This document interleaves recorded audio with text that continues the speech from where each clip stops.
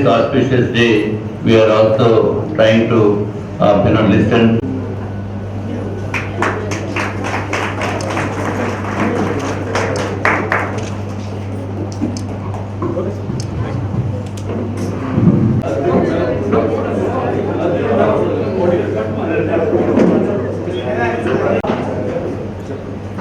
அனைவருக்கும் என் அன்பான மாலை வணக்கம்.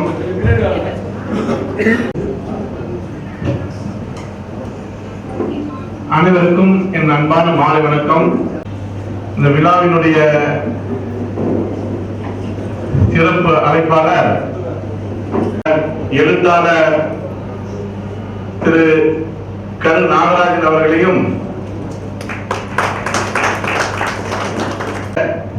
விசாகப்பட்டினம் நாட்டுடைய எம்எல்ஏ, நமக்கெல்லாம் உறுதுணையாகவும் ஆதரவாகவும் இந்த விழாவை வாழ்த்தி பேசுமாறு பணிவோடு கேட்டுக்கொண்டு விடைபெறுகிறேன். We started our friendship, business, relation, everything over 24 years back నుంచి ఆ రిలేషన్ అలాగే కొనసాగుతుంది. I used to visit to Chennai ఇయర్కి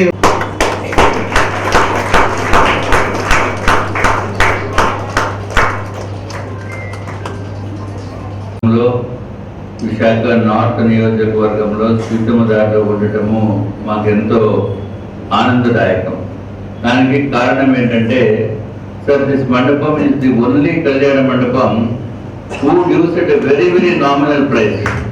All other things are commercial. And this Kalyana Mandapam for small functions, if it suits, they will be giving it at a very cheapest price. And they are all very much cooperative in this community. We really appreciate that. And today, since our Bharatiya Janata Party Tamil Nadu State Vice President Sri Nagaraju ji is coming, so they have invited me, all your people, the leaders of this Tamil Sangam have invited me.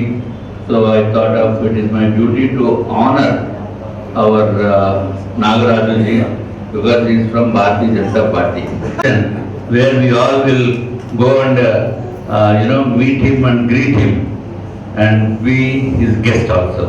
So I hope today, and really appreciate your presence here, sir. And I am thankful to all the members who are present over here. And let me assure you one thing. Kashi Tamil சங்கமம் 3.0 பாரத பிரதமர் நரேந்திர மோடி அவர்களால் India முழுவதும் ஒரே பாரதம் உன்னத பாரதம் என்ற அடிப்படையில் ஒவ்வொரு பகுதியிலும் இருக்கிற மக்களிடையே கலாச்சாரம், பண்பாடு, கலை, இலக்கியம், புராணங்கள் போன்ற அனைத்திலும் ஒவ்வொரு சமூகத்திற்கும் ஒவ்வொரு பிரிவினருக்கும் இருக்கிற ஒற்றுமையை இந்த உலகத்திற்கு நவீனப்படுத்த வேண்டும். பழங்காலத்தில் இந்த மன்னர் அங்கே சென்றார், அந்த மன்னர் இங்கே வந்தார், இவர் ஆட்சி செய்தார், இங்கே வணிகம் நடந்தது என்ற பெருமைகளை எல்லாம் நம்ம இந்தியா பல வகையிலே பெற்றிருக்கிறது. ஆனால் நவீன காலங்களில் அவைகளெல்லாம் மறைக்கப்பட்டு, மாற்றப்பட்டு, மறக்கடிக்கப்பட்டிருக்கின்றன. அவற்றையெல்லாம் மீண்டும் புதுப்பித்தால் என்ன நடக்கும்? இந்தியாவினுடைய கலாச்சார ஒற்றுமைகளை புதுப்பித்தால் என்ன நடக்கும்? யோசித்து பாருங்கள். ஒவ்வொரு மாநில மக்களும் இன்றைக்கு தனித்தனியாக மாநில அளவிலே பிரிந்திருந்தாலும் கூட நம்மளுடைய கலாச்சாரம் ஒன்றுதான். காசியில் இருக்கிற விஸ்வநாதரும் ஒன்றுதான், தமிழ்நாட்டில் தென்காசியில் இருக்கிற விஸ்வநாதரும் ஒன்றுதான், கல்கத்தாவில் இருக்கிற பத்ரகாளியும் ஒன்றுதான், மதுரையில் இருக்கிற பத்ரகாளியும் ஒன்றுதான், மும்பையில் இருக்கிற கணபதியும் ஒன்றுதான், தமிழ்நாட்டில் பிள்ளையார்பட்டியில் இருக்கிற கணபதியும் ஒன்றுதான். இப்படி ஆன்மீக ரீதியாக, இலக்கியங்களின் ரீதியாக, வணிக ரீதியாக நாமெல்லாம் ஒன்றுபட்டிருக்கிறோம். அந்த ஒற்றுமையை மீண்டும் மீண்டும் புதுப்பித்தால் என்ன நடக்கும்? மீண்டும் மீண்டும் புதுப்பித்தால் நாம் எல்லாம் ஒரே வயிற்று பிள்ளைகள், நாம் எல்லாம் ஒரே சகோதரர்கள், நாம் எல்லாம் ஒரே ரத்தம் நம் உடம்பிலே ஓடுகிறது, நமக்குள்ளே எந்த பிரிவும் பிரிவினையும் இருக்கக்கூடாது நாம் ஒன்றுபட்டால் இந்த இந்தியா மேலும் மேலும் வளர்ச்சி அடைந்து ஒரு வலிமையான பாரதத்தை உருவாக்குவதற்கு நம்முடைய ஒற்றுமை முக்கியம். நம்மெல்லாம் சகோதரர்கள், சகோதரிகள். இங்கே இருக்கிற காசியில் இருக்கிற குரு அங்கே வந்து பாடம் நடத்தி இருக்கிறார். காஞ்சிபுரத்தில் இருக்கிற குரு காசியிலே வந்து படித்திருக்கிறார். புரட்சி கவிஞர் மகாகவி பாரதி, சுப்பிரமணிய பாரதியார் தமிழகத்திலிருந்து காசியிலே வந்து தங்கி இருக்கிறார். அவருடைய வாரிசுகள் இன்னும் அங்கே இருக்கிறார்கள். இப்படி பல தரப்பட்ட ஒற்றுமைகளை மீண்டும் புதுப்பித்து இன்றைக்கு இருக்கிற இளைஞர்கள், மாணவர்கள், அறிவுசார் பெருமக்கள் அனைவரையும் நினைவுகூரத்தக்க வகையிலே உருவாக்கப்பட்டது தான் இந்த காசி தமிழ் சங்கமம். இது 1வது, 2வது, இது 3வது ஆண்டு. இந்த ஆண்டு 15ஆம் தேதியிலிருந்து 27ஆம் தேதி வரை தொடர்ந்து நடைபெற இருக்கிறது. காசியிலும் சென்னையிலும் மட்டும் நடந்தால் பத்தாது என்று சொல்லி இந்தியாவினுடைய முக்கிய தலைநகரங்கள் எல்லாவற்றிலும் இது நடக்கிறது.